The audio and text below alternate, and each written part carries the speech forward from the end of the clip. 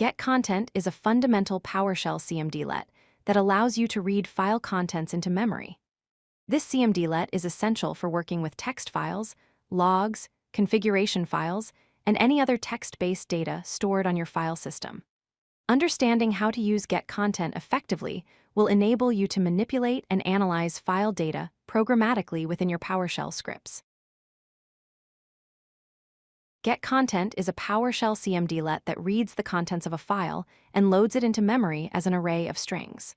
When you use this cmdlet, PowerShell opens the specified file, reads its contents line by line, and stores each line as a separate element in an array. This array structure makes it easy to process individual lines, search for specific content, or manipulate the data as needed.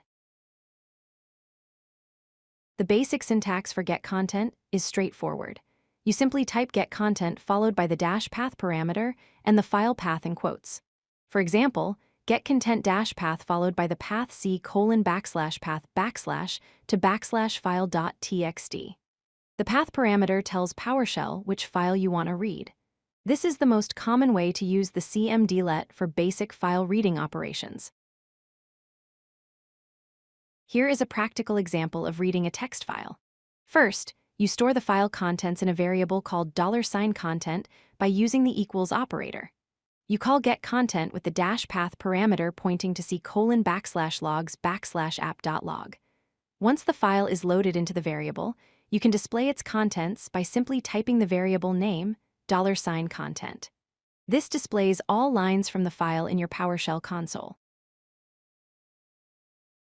An important concept to understand is that getContent returns file contents as an array, where each line becomes an array element.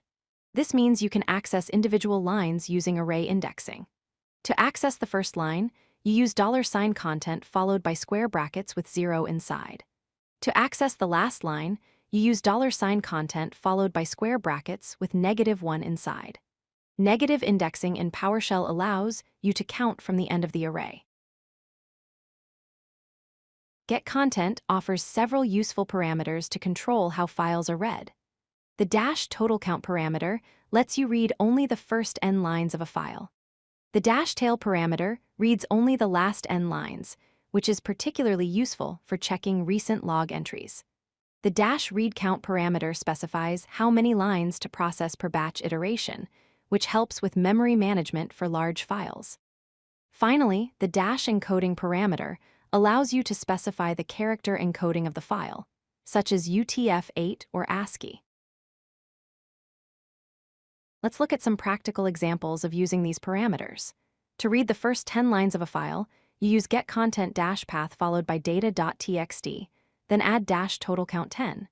To read the last 20 lines of a log file, you use getContent-path log.txt-tail20. This is extremely useful for quickly checking the most recent entries in log files. To specify UTF-8 encoding, you add -encoding UTF-8 to your command.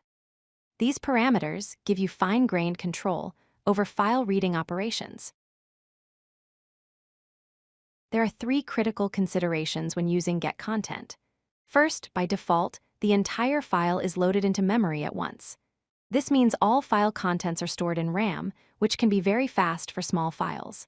Second, large files can cause performance issues because loading gigabytes of data into memory can slow down your system or even cause out-of-memory errors.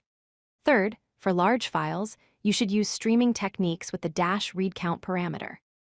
This processes the file in chunks rather than loading everything at once, making it much more memory efficient for handling large data sets. If you like this video, hit that like button and don't forget to subscribe.